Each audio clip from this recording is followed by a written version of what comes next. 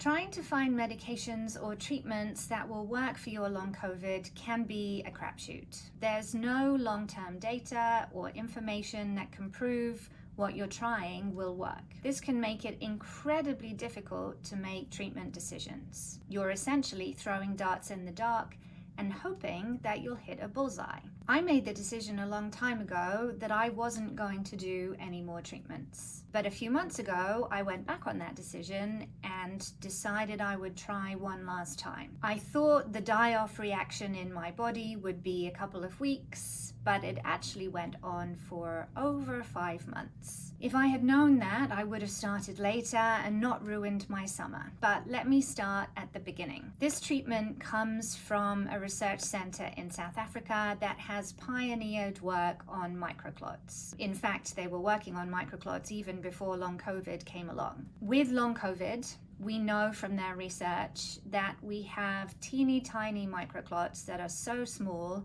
they don't show up on regular testing like a D-dimer.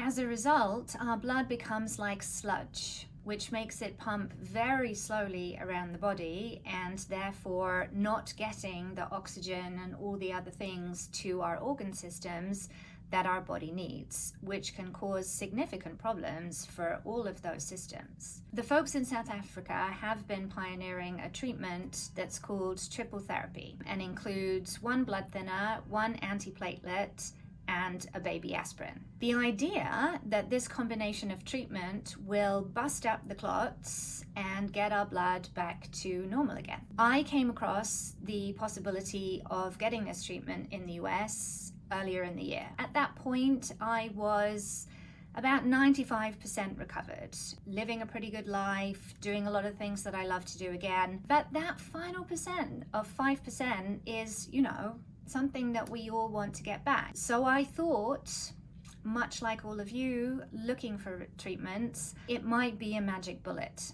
and that I could just get rid of that last lingering whatever and feel so much better and everything would fall into place. First of all, I do have to say that this is a really wonderful treatment protocol. The science here is cutting edge, and there are a lot of people who are reporting feeling a great deal better as a result of this treatment.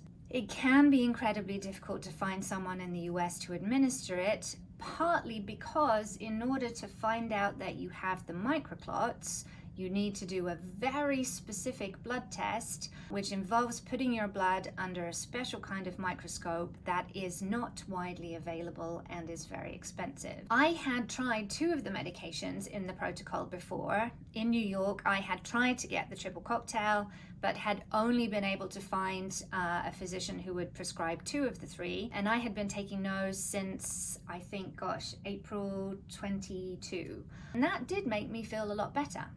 So when I came across the opportunity to get the blood test for microclots, I initially actually was thinking of getting it because I assumed that my microclots had gone and I wanted to confirm that. Interestingly, what happened was that it turned out I still had huge microclots. And then, of course, I was offered the full treatment, and at that point, not really thinking it through, I just went ahead. I'm sharing this with you today because I think a lot of us can resonate with this idea that we want to feel better, we're thinking about a treatment, we maybe do tons of research, and then when we're in the doctor's office or when we're on that Zoom call, in the moment, we don't really have a chance to kind of fully appreciate what's happening.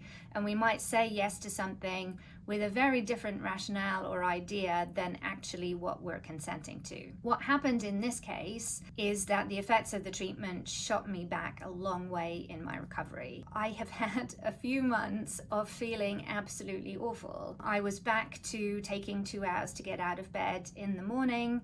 I could no longer run or weight train or travel or really be active at all. This coincidentally was right at the time that I was creating and launching my online course and finishing my book. It's been a wild few months. We do hear that for a lot of people, some point in this treatment, they do suddenly feel better. That didn't happen to me during the treatment, but now that I've finished, I am beginning to see some improvements, which is great. On paper, there are improvements. My microclots are much better. This is where I also want to help you think about treatments. Sometimes it isn't just about the numbers. Now, what I do want to share is that my experience of working with this treatment team has been fantastic. It has been phenomenal to work with physicians and nurse practitioners who fully understand long COVID, are really committed to finding cutting-edge treatments, are knowledgeable, are helpful. I know that you can relate to that because so many of our experiences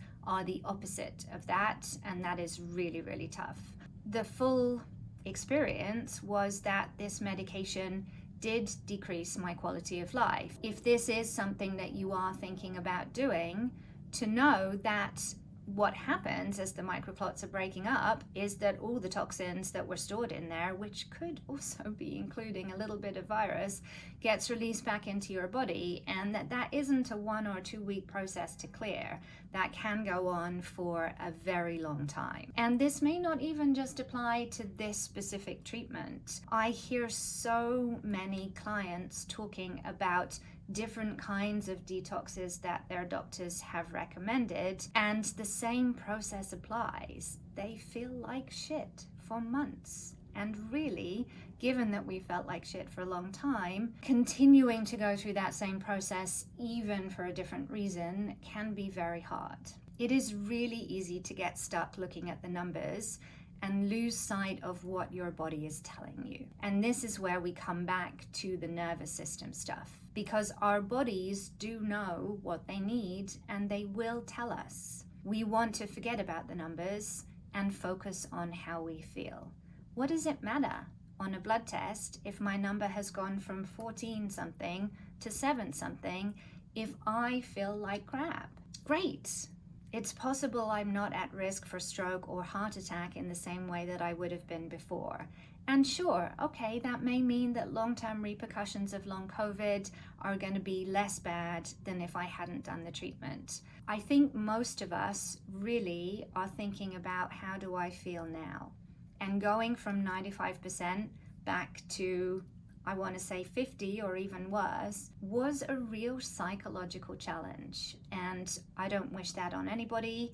And if you are thinking about doing some type of treatment that might bring that up, I want you to be informed and I want you to be considering it carefully. Taking that moment to ask your body, is this the right treatment for me?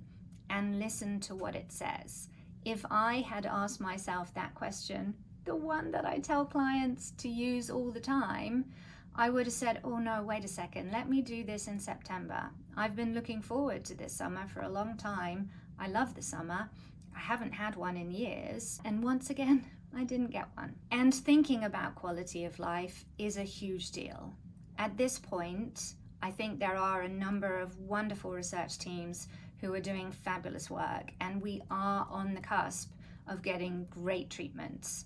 But when we say cusp, that is like 5 years away. What the majority of us are thinking about now is, how do I get to a quality of life where I can have a reasonable time until then? No matter what the numbers or what everybody recommends, how you feel is what is most important. There is never a fast solution to a lung problem, and we have to keep in mind that time is needed to heal the body and the mind, and that the nervous system has a huge role to play in this.